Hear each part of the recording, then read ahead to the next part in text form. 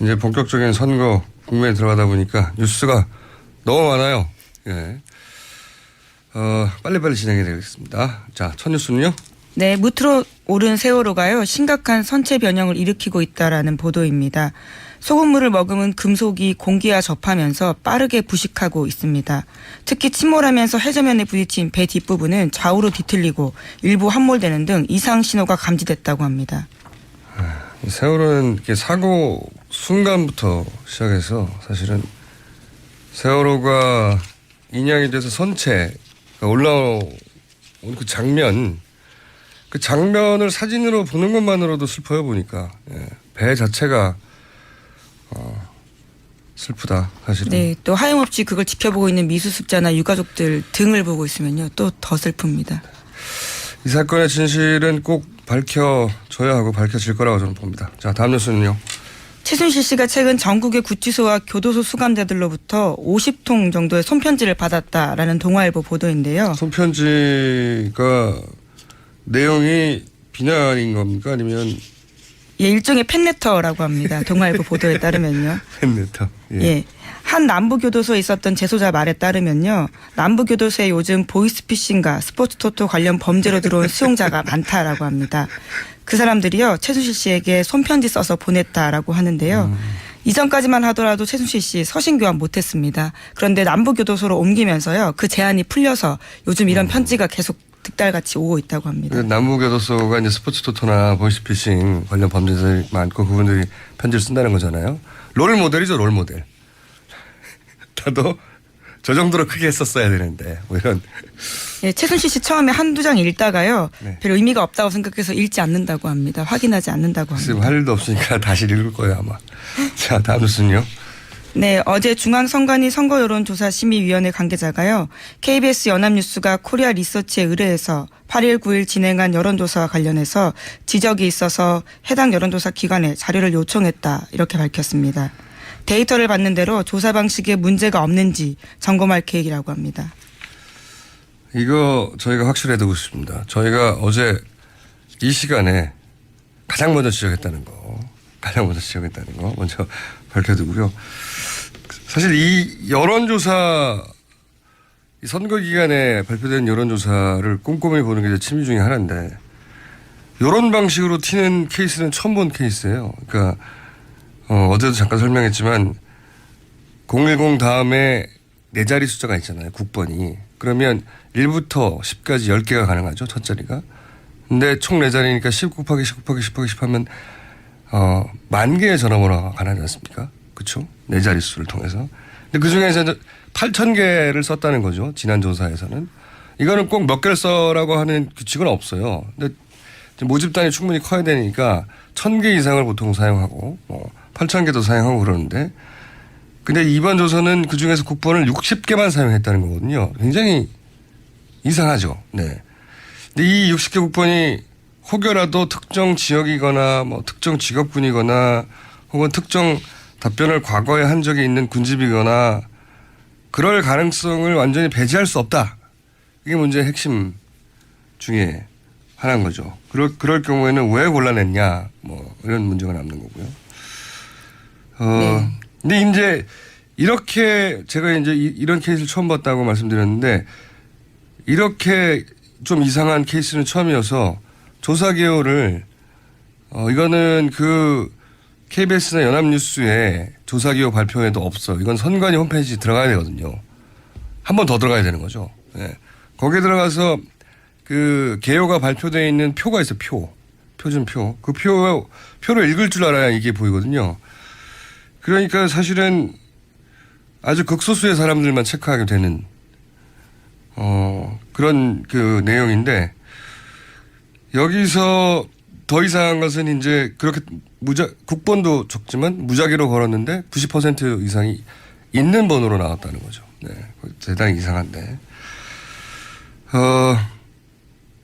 선거 기간에는 모든 여론조사의 조사 기여를 사실은 꼼꼼하게 살펴봐야 할 필요가 기자들에게는 있습니다. 적어도 일반인들이 이걸 일일이 다 볼 필요는 없잖아요. 뉴스를 다 커버할 수는 없으니까. 근데 이걸 보도하는 기자들은 최소한 이걸 읽을 줄 알아야 한다고 저는 생각하거든요. 요즘은 유무선 비율도 좀 따져봐야 되고. 이 문제는 저는 심각한 문제라고 생각해서 어제 지적을 한 것이, 물론 이제 업체에서는 자신만의 해명이 있겠죠. 예, 뭐 반박했습니다. 조사 방식에 문제 없다고 하고요. 네. 새로운 방법을 도입했기 때문에 기존에 비해서 전화번호 개수가 줄어든 거다 이렇게 밝히고 있습니다.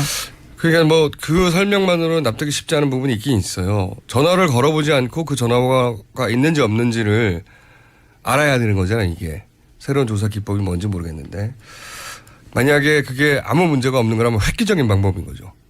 무작위라는 건 상대가 누군지 따지지 않고 돌리는 건데 90% 이상이 있는 번호로 무작위를 골라낼 수 있는 기술이 그분들에 의해서 개발됐다면 굉장히 획기적인 조사 거죠. 대상에게 3번 전화를 걸어서 응답을 받는 콜백을 새로 도입했기 때문에 응답률이 높았다라는 취지의 이야기인 것 같습니다. 자, 이 부분은 여론조사 전문으로 하는 이제 전문가들이 이제 체크를 할 텐데, 제가 이제 지적하고 싶은 부분은 이 문제는 큰 문제라고 생각해서, 과거에 실제 의도를 담은 목표 수치를 제시하고 그 수치가 유사하게 나오도록 미세한 문항의 조정이라든가 혹은 조사 기법의 조정이라든가를 통해서 원하는 결과를 내준 적이 있어요, 실제. 그리고 업계에서는 공공연한 비밀이고 그게 그렇게까지 어렵지 않답니다.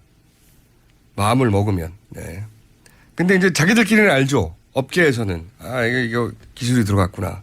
하지만 또 업계에 있는 사람들끼리는 그런 얘기를 잘 못하는 거죠. 그래서 겨우 할 수 있는 이야기는 여론조사를 너무 믿지 말라. 뭐 그런 얘기를 하는 분들도 있고. 근데 이제 문제는 일반인들은 이런 수치를 통해서 영향을 받잖아요. 그 방송이 이 수치를 가지고 끊임없이 확대 재생산을 하기 때문에 그걸로 여론이 만들어지니까 이게 문제인 거죠. 예. 그래서 의구심이 가는 조사 방식이나 의구심이 가는 조사 개요가 있다면 반드시 지적을 하고 거기에 과연 어떤 그 기술적인 문제가 기법상의 문제가 없는지 따져봐야 한다고 여론조사 특히 선거 기간에는 특히나 기자들은 다 해봐야 된다고 봅니다. 이해할 수 없는 자기들이 이해할 수 없는 내용을 그냥 실으면 안 되는 거잖아요. 저는 그렇게 생각하는데 그리고 그걸 검수하는 게 오래 걸리는 게 아니에요. 5분만 쳐다보고 의구심 나는 부분이 있으면 여론조사 전문가한테 전화해보면 알죠. 꼭 거쳐야 하는 과정이다. 해서 저희가 이 문제는 그냥 넘어갈 문제가 아니라고 생각돼서 이 통계 분야, 네. 특히 샘플링 분야의 세계적인 전문가하고 이 문제를 좀 깊이 있게 다뤄볼 생각입니다. 잠시 후 인터뷰에. 자, 다음 뉴스는요. 네, 어제부터 갑자기 4월 한반도 위기설이 돌고 있는데요. 정치권도 관련해서 초긴장 상태라는 보도가 나오고 있습니다. 어제는 미국이 5월 9일 대선 이전에 북한의 태도 변화 시한을 정해놓고 이후에 대북 단독 행동을 나설 것이라고 하는 정체불명의 확인되지 않은 시나리오까지 떠돌고 있는데요. 최근에 미국이 한반도 주변 해역으로 항공모함을 직결시키고 전략전을 총동원하는 상황이 벌어졌기 때문입니다. 그러니까 한마디로 이제 북침을 한다는 거잖아요. 미국이요? 예. 미국이 북한을 단독으로 우리하고 상관없이. 예, 물론 아직 확인되지 않은 뉴스입니다. 물론 예. 확인되지 않은 뉴스일 뿐만 아니라 그럴 가능성은 대단히 낮다고 전문가들이 얘기하고 있지만 어제 하루 굉장히 돌았습니다. 예. 단독 행동을 미국이 할 수 있다. 이 문제는 저희가 이제 전 통일부 장관 정세현 전 장관과 인터뷰를 나눠보기로 하고요. 자, 이런 뉴스가 나오자 또 정치권에서는 반응을 하지 않을 수 없었죠. 네, 어제 문재인 더불어민주당 대선 후보는요. 최근 불안정한 한반도 정세와 관련해서 입장을 냈습니다. 모든 걸 걸고 한반도 전쟁 막겠다라고도 밝혔고요. 또 문재인은 김정은이 가장 두려워하는 대통령이 될 것이다 라는 이야기도 했습니다. 발빠른 대응이긴 했습니다. 어제 뉴스에. 자, 다음 뉴스는요. 다음 후보들은요. 네, 안철수 국민의당 후보는 청년층 공략을 위한 정책 발표와 경제개혁 의제 강조를 위한 젊은층 지지율 수복에 나섰는데요. 과거 국민적 청년 멘토였습니다. 안철수 후보 같은 경우는. 네, 누구나 다 알고 있죠. 예, 네. 그런데 지금은 그 분야에서 지지가 굉장히 적거든요. 그래서요, 어제 관련된 행사를 열었다라고 합니다. 취약 지지층을 공략하는 건 당연한 거죠. 예. 자, 다음 후보는요. 자유한국당 홍준표 후보는 어제 경남도지사 퇴임식 열었습니다. 그 자리에서 눈물을 쏟았는데요. 또 강성노조와 정교조를 좌시하지 않겠다 이런 막말 또한 했고요. 박근혜 전 대통령 출당 요구는 거부하겠다라고 밝혔습니다. 그 강성 보수 입장에서는 노조와 정교조를 좌시하지 않겠다는 막말이 아니고 예, 센 발언이긴 한데요. 풀 워딩을 보면. 예, 그분들한테는 약속인 거죠, 약속. 예. 자, 다음 후보는요? 바른정당의 유승문 후보 같은 경우에는 어제 자유한국당 홍준표 후보와 국민의당 안철수 후보와의 단일화 가능성을 두고 전혀 없다 이렇게 잘랐습니다. 다들 이제 유승민 후보가 양 보수 후보 중에는 지지율이 더 상대적으로 낮다 보니까 단일화를 이분을 대상으로 먼저 하지 않을까 생각을 해가지고 자꾸 하도 물어보니까 인터뷰를 하면 대부분 이거부터 물어보니까 짜증도 날 것 같아요. 네. 그렇다고 전혀 없다고 지금 말한다고 해서 15일까지 완전히 가능성이 없을까는 아직은 모르겠습니다. 어쨌든 후보 자신은 전혀 없다고 계속 반복해서 얘기하고 있죠. 자, 다른 후보들은요 또? 정의당 심상정 후보는 어제 개헌을 위해서 임기 자신이 대통령이 되면 임기를 3년으로 단축하겠다 이런 입장을 밝혔습니다. 그렇군요. 과감한 제안인데. 그리고 결국은 지금은 아니라도 다음은 내각제로 가는 게 맞다라고 하는 이야기도 했죠. 자, 또 마이너 후보가 있긴 있습니다. 그죠? 네, 잘 모르시겠지만 남재준 전 국정원장이 출마 선언했었습니다. 잘 모르시겠지만 네. 예, 그리고 어제 입장도 냈는데요. 전직 기무사령부 지휘관 20명이 문재인 더불어민주당 대선 후보를 지지한다. 이렇게 공개 선언하자 그에 대해서 양심을 팔았다라는 입장을 냈습니다. 네. 제가 기억하기로는 이분이 출마 선언을 한 이후로 가장 크게 보도된 대선 관련 발언이었어요. 네. 네, 지난주 금요일에요. 박근혜 전 대통령 서울구치소로 찾아갔던 것도 뉴스가 꽤 나왔었습니다. 아, 그랬죠. 접견 거부됐다고. 예, 하지만 편지는 전하고 왔다고 합니다. 알겠습니다. 자, 각 후보들을 한번 쭉 일별해서 브리핑을 해볼 시간이 부족하네요. 짧게 얘기하면 문재인 후보의 강점은 이제 적극 투표층에서의 강세, 표 충성도가 강하다고 표현하죠. 근데 약점은 이거죠. 결속할 만큼은 다 결속한 거 아닌가. 이 약점인 것 같고. 안철수 후보의 강점은 이제 본인은 그렇게 불려지길 원하지 않지만 반문재인이라고 하는 전선의 대표 선수가 됐죠. 이건 구도의 힘이기 때문에 이 지지율은 쉽사리 무너지지 않습니다. 원래 구도가 만든 지지율은. 그게 최대의 강점인 거고. 약점은 이제 보수 진보 양쪽에서 표를 얻어야 되는 딜레마에. 많이 나온 얘기인데 한번 다시 정리합니다. 후보들의 어떤 전 상황을 이야기하기 위해서. 홍준표 후보는 본인 혼자 판을 짤 수 있는 능력을 가진 강점이 있어요. 최대 강점이라고 봅니다. 네. 그리고 동시에 최대 약점이죠. 본인이 판을 짜야 돼요. 지금 자유한국당이 그만큼의 서포트를 하기 힘들다. 당의 힘이 빠져서. 유승민 후보는 사표 방지 심리가 가장 최대의 적이죠. 네. 후보 자질은 훌륭한데 말이지.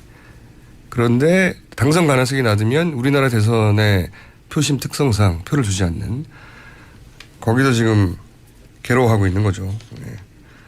정의당도 마찬가지죠. 사표 방지 심리. 오랫동안 당해왔던 정의당의 입장에서는. 안철수 후보 부정의 최대 피의자죠. 사실은. 문재인 후보가 당선 가능성이 낮아지면 낮아질수록 정의당 지지자들이 흔들리게 되는 양상. 이런 딜레마가 이들 후보 앞에 있습니다. 저희가 좀 더 대선이 진행되면서 이런 문제들 깊이 다뤄보겠습니다. 오늘 여기까지 하겠습니다. 지금까지 시사인 김은지였습니다. 감사합니다. 밝혀두고요. 사실 이 여론조사, 이 선거 기간에 발표된 여론조사를 꼼꼼히 보는 게 제 취미 중에 하나인데, 이런 방식으로 튀는 케이스는 처음 본 케이스예요. 그러니까 어제도 잠깐 설명했지만 010 다음에 네 자리 숫자가 있잖아요. 국번이. 그러면 1부터 10까지 10개가 가능하죠. 첫 자리가. 근데 총 네 자리니까 10 곱하기 10 곱하기 10 곱하기 10 하면 10,000개의 전화번호가 가능하지 않습니까? 그렇죠? 네 자릿수를 통해서. 근데 그중에서 8,000개를 썼다는 거죠. 지난 조사에서는. 이거는 꼭 몇 개를 써라고 하는 규칙은 없어요. 근데 모집단이 충분히 커야 되니까 1000개 이상을 보통 사용하고 8000개도 사용하고 그러는데 근데 이번 조서는 그중에서 국번을 60개만 사용했다는 거거든요. 굉장히 이상하죠. 네. 근데 이 60개 국번이 혹여라도 특정 지역이거나 특정 직업군이거나 혹은 특정 답변을 과거에 한 적이 있는 군집이거나 그럴 가능성을 완전히 배제할 수 없다. 이게 문제의 핵심 중에 하나인 거죠. 그럴 경우에는 왜 골라냈냐 이런 문제가 남는 거고요. 네. 근데 이제 본격적인 선거 국면에 들어가다 보니까 뉴스가 너무 많아요. 예. 빨리빨리 진행해야 되겠습니다. 자, 첫 뉴스는요? 네, 무트로 오른 세월호가요, 심각한 선체 변형을 일으키고 있다라는 보도입니다. 소금물을 머금은 금속이 공기와 접하면서 빠르게 부식하고 있습니다. 특히 침몰하면서 해저면에 부딪힌 배 뒷부분은 좌우로 뒤틀리고 일부 함몰되는 등 이상 신호가 감지됐다고 합니다. 세월호는 이렇게 사고 순간부터 시작해서 사실은 세월호가 인양이 돼서 선체가 올라온 그 장면을 사진으로 보는 것만으로도 슬퍼요, 보니까. 예. 배 자체가 슬프다, 사실은. 네, 또 하염없이 그걸 지켜보고 있는 미수습자나 유가족들 등을 보고 있으면요, 또 더 슬픕니다. 이 사건의 진실은 꼭 밝혀져야 하고 밝혀질 거라고 저는 봅니다. 자, 다음 뉴스는요.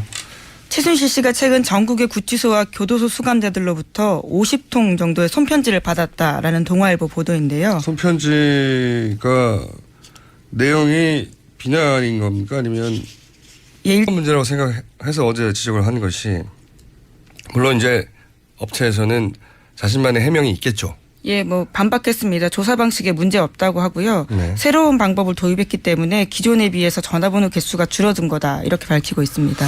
그러니까 그 설명만으로 납득이 쉽지 않은 부분이 있긴 있어요. 전화를 걸어보지 않고 그 전화가 있는지 없는지를 알아야 되는 거잖아요, 이게. 새로운 조사 기법이 뭔지 모르겠는데. 만약에 그게 아무 문제가 없는 거라면 획기적인 방법인 거죠. 무작위라는 건 상대가 누군지 따지지 않고 돌리는 건데 90% 이상이 있는 번호로 무작위를 골라낼 수 있는 기술이 그분들에 의해서 개발됐다면 굉장히 획기적인 조사 거고요. 대상에게 3번 전화를 걸어서 응답을 받는 콜백을 새로 도입했기 때문에 응답률이 높았다라는 취지의 이야기인 것 같습니다.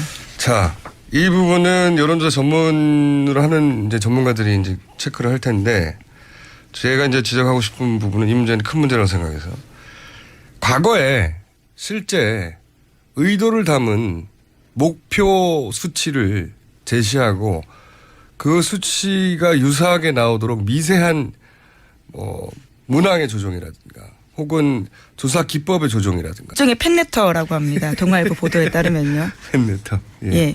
한 남부교도소에 있었던 재소자 말에 따르면요, 남부교도소에 요즘 보이스피싱과 스포츠토토 관련 범죄로 들어온 수용자가 많다라고 합니다.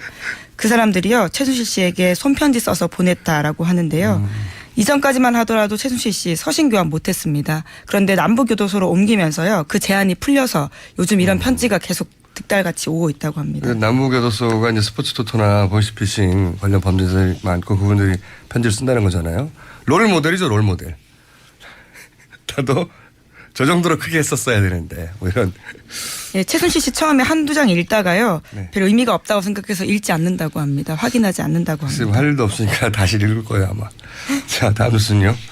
네, 어제 중앙선관위 선거여론조사심의위원회 관계자가요, KBS 연합뉴스가 코리아 리서치에 의뢰해서 8일 9일 진행한 여론조사와 관련해서 지적이 있어서 해당 여론조사 기관에 자료를 요청했다, 이렇게 밝혔습니다. 데이터를 받는 대로 조사 방식에 문제가 없는지 점검할 계획이라고 합니다. 이거 저희가 확실해 두고 싶습니다. 저희가 어제 이 시간에 가장 먼저 지적했다는 거. 먼저. 이렇게 제가 이제 이런 케이스를 처음 봤다고 말씀드렸는데, 이렇게 좀 이상한 케이스는 처음이어서 조사 개요를 이거는 그 KBS나 연합뉴스에 조사 개요 발표에도 없어요. 이건 선관위 홈페이지 들어가야 되거든요. 한 번 더 들어가야 되는 거죠. 네. 거기에 들어가서 그 개요가 발표되어 있는 표가 있어요. 표준표. 그 표를 읽을 줄 알아야 이게 보이거든요. 그러니까 사실은 아주 극소수의 사람들만 체크하게 되는 그런 그 내용인데 여기서 더 이상한 것은 이제 그렇게 국번도 적지만 무작위로 걸었는데 90% 이상이 있는 번호로 나왔다는 거죠. 네. 대단히 이상한데. 선거 기간에는 모든 여론조사의 조사 기여를 사실은 꼼꼼하게 살펴봐야 할 필요가 기자들에게는 있습니다. 적어도 일반인들이 이걸 일일이 다 볼 필요는 없잖아요. 뉴스를 다 커버할 수는 없으니까. 근데 이걸 보도하는 기자들은 최소한 이걸 읽을 줄 알아야 한다고 저는 생각하거든요. 요즘은 유무선 비율도 좀 따져봐야 되고. 이 문제는 저는 심각한